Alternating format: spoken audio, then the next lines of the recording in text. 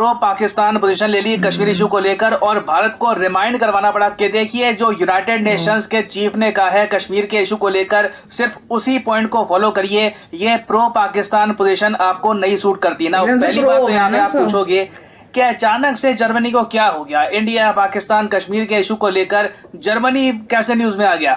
इस सब की शुरुआत होती है जब पाकिस्तान के करंट फॉरेन मिनिस्टर ये जाते हैं जर्मनी में डोनेशन मांगने के लिए। जर्मनी वैसे मैं आपको बता दूं ऑलरेडी पाकिस्तान के लिए 50 मिलियन डोनेशन कर चुका है ताकि पाकिस्तान को कुछ रिलीफ मिले इनके फ्लड से, मगर ये पैसा ऑब्वियसली पाकिस्तान को काफी पड़ नहीं रहा। एक्चुअली पाकिस्तान को जेन्युइन फाइनेंशियल हेल्प कोई भी नहीं कर रहा, ना चाइना ना यूएस, हर जगह आप अगर देखो तो कुछ मिलियन रहते हैं जिससे पाकिस्तान का ओवरऑल कुछ ज्यादा बेनिफिट होगा नहीं। जर्मनी ने भी यहाँ पर यही किया, 50 मिलियन यूरो पहले दे रखे थे, 10 मिलियन यूरो और अनाउंस कर दिए, जबकि पाकिस्तान को उम्मीद थी कि कुछ बिलियन का कुछ यहाँ पर पैकेज इनको दिया जाएगा। मगर जर्मनी ने ऑल्दो पैसा तो एक्स्ट्रा नहीं दिया, क्योंकि दुनिया भर में अगर हम देखें तो आज के समय इकोनॉमिक क्राइसिस चल रहा है। जर्मनी ने पाकिस्तान को एक दूसरे टाइप का गिफ्ट दे दिया, ये कहकर कि जर्मनी का एक रोल और रिस्पॉन्सिबिलिटी है कश्मीर के सिचुएशन को लेकर, और हम चाहते हैं कि यूनाइटेड नेशंस के रेजोल्यूशन के हिसाब से कश्मीर का पीसफुल सोल्यूशन निकले। और बिल्कुल इन्होंने बेसिकली यही कह दिया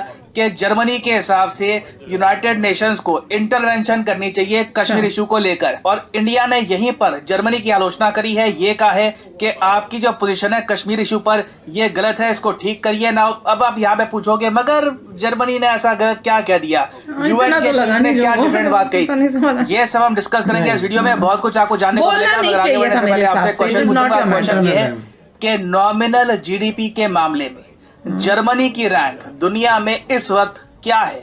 ये है यहाँ पे आपकी ऑप्शन 4th, 5th, 6th या फिर 3rd। कमेंट सेक्शन में सब लोग करो आंसर। रिसेंटली ये टॉपिक बहुत न्यूज़ में था, आपको पता होना चाहिए। सही आंसर मैं आपको दूंगा वीडियो के अंत में ना। पहली बात तो भारत ने अपने रिप्लाई में ये कही है जर्मनी को कि आप जब भी पाकिस्तान से बात करते हैं तो आतंकवाद का इशू आपको प्रॉपर्ली रेज करना चाहिए, क्योंकि कश्मीर में एक बहुत ही बड़ा इशू रहा है कई दशकों से आतंकवाद का। कई लोग मारे गए हैं बिकॉज ऑफ टेररिज्म। अगर आप एक रिस्पॉन्सिबल कंट्री है तो आपको ये इशू प्रॉपर्ली रेज करना चाहिए, अनलेस आपका कोई सेल्फ इंटरेस्ट ना हो या फिर आप इनडिफरेंट हो, आपको कोई मतलब ही नहीं है कश्मीर में लोग आतंकवाद से मरे ना मरे, वो अलग बात है। तो इंडिया ने बहुत ही टॉन्टिंग वे में जर्मनी को ये कहा है कि पहली बात तो आपने टेररिज्म का इशू ना रेज करके बहुत ही गलत काम किया है। और अगर यहाँ पे आप सोच रहे हैं कि क्या जर्मनी मतलब बहुत लंबे समय से एंटी इंडिया था कश्मीर को लेकर, तो यहाँ पे वैसे मैं आपको ये बता दूं जो भी जर्मनी ने रिसेंटली कहा है ये रीसेंट जियोपॉलिटिकल डेवलपमेंट्स का नतीजा है। वैसे आप अगर जाओगे अतीत में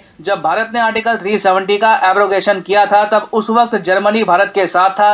जो जर्मनी के एम्बेसडर थे टू इंडिया उन्होंने कहा था कि article 370 is India's internal matter. मगर पिछले कुछ महीनों में पाकिस्तान जो इनके साथ ज्वाइन हो रहा है ना, उस वजह से इंडिया जर्मनी वैसे काफी करीब है, दोनों का ट्रेड काफी ऊपर है। जर्मनी क्लाइमेट चेंज के इशू को लेकर इंडिया की हेल्प कर रहा है, मगर रशिया की जो इन्वेजन है ना ये प्रॉब्लम्स क्रिएट कर रही। और आप देखोगे रिसेंटली जर्मनी और ज्यादा एंटी रशिया होता जा रहा है। जर्मनी ने रिसेंटली ये भी कहा नेटो को आपको और भी बहुत कुछ करना होगा रशिया के अगेंस्ट ताकि यूक्रेन का डिफेंस प्रॉपर्ली हम कर पाए। और इसका रीजन प्राइमरली ये है क्योंकि यूरोप और यूएसए में आज के समय पैनिक मचा हुआ है व्लादिमीर पुतिन के नेक्स्ट बिग स्टेप को लेकर। जर्मनी और यूएसए ऑलरेडी मैं आपको बता दूं एक न्यूक्लियर वॉर का सिनेरियो प्ले आउट कर रहे हैं। जी हाँ, दोनों देशों की मिलिट्री ने आपस में बातचीत करनी स्टार्ट कर दी है कि कल को अगर मान लीजिए व्लादिमीर पुतिन एक टैक्टिकल न्यूक्लियर बॉम्ब एक्सप्लोड करते भी हैं यूक्रेन पे या फिर किसी और कंट्री में, तो उस सिनेरियो में जर्मनी और यूएस क्या करेंगे। और अगर आप सोच रहे हैं कि जर्मनी तो रशिया के अगेंस्ट थोड़ा बहुत कम बोलता था क्योंकि जर्मनी रशिया से नेचुरल गैस परचेज करता था, तो देखो वो सब इशू है अब हट चुका है। नॉर्थ स्ट्रीम 2-1 डैमेज हो चुकी है।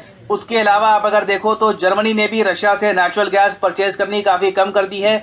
ये यूनाइटेड अरब एमिरेट्स बाकी कंट्री से बात कर रहे हैं ताकि रशियन गैस डिपेंडेंस ये सर्दी से पहले बिल्कुल ही खत्म कर लें। तो जर्मनी की जो भी पहले झिझक थी ये हट चुकी है। अब ये प्रॉपरली एक एंटी रशिया फ्रंट को लीड कर रहे हैं।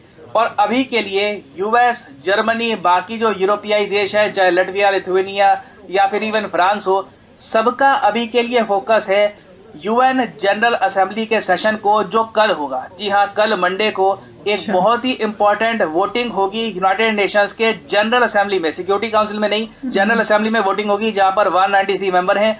और यूएस और यूएसए के एलाइज, जहां पर जर्मनी आपको बिल्कुल आगे मिलेगा, यूके भी काफी आगे है, ये सब कंट्रीज पुश कर रहे हैं पाकिस्तान तभी तो इतना पाकिस्तान को चढ़ा रहे हैं ऊपर। यूएन जनरल असेंबली में रशिया के अगेंस्ट वोट कर दो। भारत का सबको पता है कि एब्स्टेनेंट चल हो जाएगा यहाँ पर, मगर पाकिस्तान से उनको उम्मीद ये है कि पाकिस्तान झाड़ पे जो चढ़ाना और पाकिस्तान से ये वोट निकलवाने के लिए आप देखोगे ये सब जो वेस्टर्न कंट्रीज है कितने चलाके पाकिस्तान को डोनेशन नहीं दे रहे। जब पाकिस्तान कहता ना कि लोग मर रहे हैं, बीमारियां फैली हुई है, पैसा दो हमको, तो इंडिया के साथ अपने रिलेशंस को डैमेज करके कश्मीर का इशू थोड़ा सा रेस करके इधर उधर, चाहे आजाद कश्मीर बोल दिया यूएसए ने रिसेंटली, या फिर जर्मनी कह रहा है कि यूएन की इंटरवेंशन कराओ, ये सब बोल दिया। ये सब कहकर जो करंट पाकिस्तानी गवर्नमेंट है इनको इन्होंने कुछ न्यूज दे दी, कुछ पॉजिटिव पॉइंट्स दे दिए कि ये लो इसको यूज करो अपने पॉलिटिकल कैंपेन में, अपने लोगों को बताओ कि पाकिस्तान की जीत हुई है यूएस में, जर्मनी में, इलेक्शंस में तुम्हें काम आएगा ये सब, मगर हमसे अभी के लिए पैसा मत मांगो। पैसा मांगोगे तो मैक्सिमम 10-5 मिलियन डॉलर जो है यही दे पाएंगे। तो जो भी है कश्मीर पर स्टेटमेंट्स है ये फॉर द टाइम बीइंग ही है। मैं ये नहीं कहूंगा कि इन सब कंट्रीज ने अपनी जो पोजीशन है चेंज कर ली है, ये आप कह लीजिए अभी के लिए बस पाकिस्तान को मैनेज कर रहे हैं। बगैर तो पाकिस्तान पर डिपेंड करता है कि जो ये लॉलीपॉप दी है यूएसए जर्मनी ने कश्मीर की, पाकिस्तान को ये कश्मीर का इशू थोड़ा बहुत रेस कर लिया, क्या पाकिस्तान के लिए ये काफी है? क्या पाकिस्तान इसी बेसिस पर रशिया के अगेंस्ट वोट कर देगा, या फिर पाकिस्तान मानता है कि नहीं ये लोग कुछ पैसा दे नहीं रहे, डोनेशंस का आशा ही नहीं है, तो शायद ये भी इंडिया की तरह एब्स्टेनेंट चिल करेंगे, तो ये देखना होगा। और मुझे पता है यहाँ पे आपके माइंड में वैसे क्वेश्चन तो एक पक्का आएगा कि वेस्टर्न कंट्रीज कश्मीर के इशू को लेकर लिटरली खेलती है इंडिया पाकिस्तान के साथ, और मैं कहूंगा बिल्कुल खेलती है।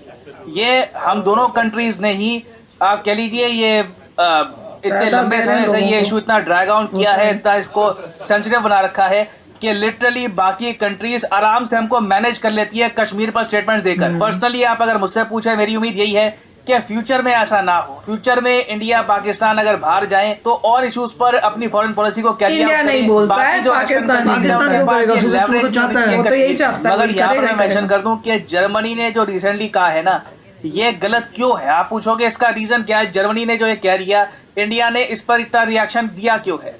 जर्मनी ने बेसिकली यहाँ पर यह कह दिया है कि यूएन का जो रेजोल्यूशन 47 है ऑफ 1948, इसी के हिसाब से जो कश्मीर का सोल्यूशन है ये आप निकालिए। जबकि आप देखोगे यूएन के चीफ काफी बार कह चुके हैं कि ये जो रेजोल्यूशन है जिसके अंदर लिखा हुआ है कि पहले तो पाकिस्तानी फोर्सेस को पाकिस्तानी ऑक्यूपाइड कश्मीर छोड़ना होगा, ये प्रॉपरली प्ले आउट नहीं हो पाएगा। यहाँ पे आप देख पाओगे 2020 में एंटोनियो गुतेरेस ने हिंट कर दिया था कि पाकिस्तान को पहले ऑक्यूपाइड कश्मीर जो है ये छोड़ना होगा यूएनएससी रेजोल्यूशन के हिसाब से। सिंस पाकिस्तान वो करने को कभी तैयार होगा नहीं, तो इन दी एंड देखिए यहाँ पर यूएन के चीफ ने यही कहा है कि यूनाइटेड नेशंस कुछ मीडिएशन नहीं करने वाला कश्मीर इशू को।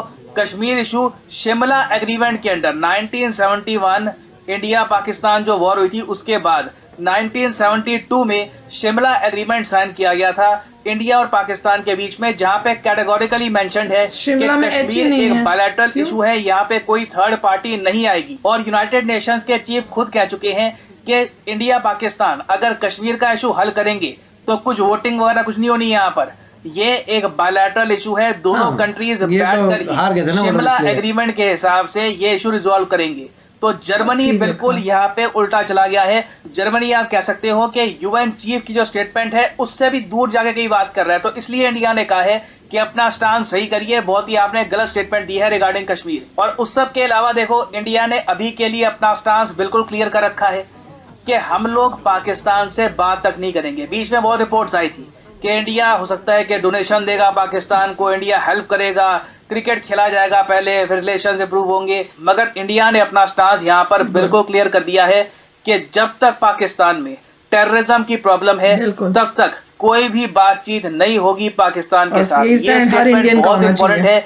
इंडिया ने अपना स्टांस पाकिस्तान के सामने, दुनिया के सामने रख दिया है कि जब तक टेररिज्म का मुद्दा है we will not talk to Pakistan. और हमने जर्मनी को भी यही कहा है कि you should focus on terrorism. अगर पाकिस्तान के विदेश मंत्री आए थे तो उनको आप बोलते कि जो टेररिस्ट हैं आपके देश में, यूएन डेजिग्नेटेड टेररिस्ट, उनके खिलाफ एक्शन लो, मेक श्योर के एक एनवायरनमेंट बने पीस का। उसके बाद इंडिया पाकिस्तान बैठकर एक बायलैटरल मीटिंग के अंदर बातचीत कर सकते हैं कश्मीर को लेकर। ओके, सो वापस आते हैं अपने क्वेश्चन की तरफ कि नॉमिनल जीडीपी की अगर वैसे हम बात करें तो जर्मनी की रैंक क्या है दुनिया में, तो सही उत्तर यहाँ पे है option option A is the right answer. Fourth rank है जर्मनी और की, मैं यहाँ पे चाहती आप हूँ देख उस- पाओगे उसको भारत इसमें- रिसेंटली यूके को पीछे छोड़ के पहुंच चुका है 5th स्पॉट पे। और अगला हमारा टारगेट है जर्मनी। जर्मनी को उम्मीद है कि हम आने वाले कुछ सालों में बीट कर देंगे। उसके बाद जापान को बीट करने में कुछ टाइम लग सकता है, but for the time being we need to go pass Germany economically. समझ लो, क्योंकि अभी उनको चाहिए कि रशिया के ऊपर प्रेशर मारना है, और अब जो जैसे बता रहे हैं कि वोटिंग करनी है, तो पाकिस्तान। गाइज, आपको यह मैसअप रिएक्शन का वीडियो कैसा लगा? अपने थॉट को नीचे वीडियो के कमेंट में जरूर बताइएगा। वीडियो पसंद आई हो तो वीडियो को लाइक जरूर कर दीजिएगा। चैनल पे नए हैं तो चैनल को सब्सक्राइब जरूर कर लीजिएगा। तो थैंक यू।